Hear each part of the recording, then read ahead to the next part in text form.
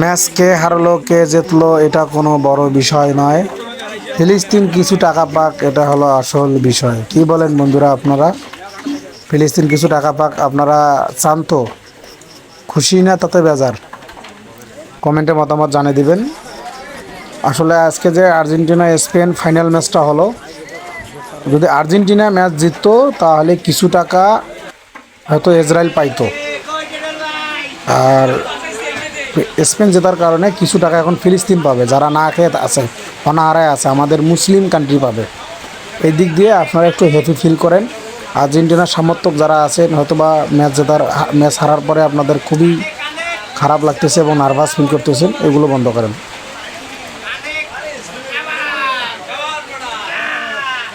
আজান দেবে।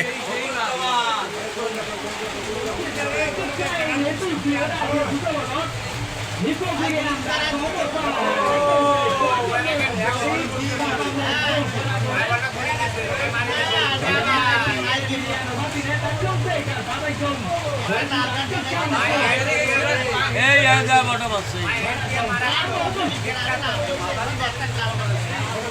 ও বেরি গেছিল হেক্টর আছে এর মাসে পাও দিয়ে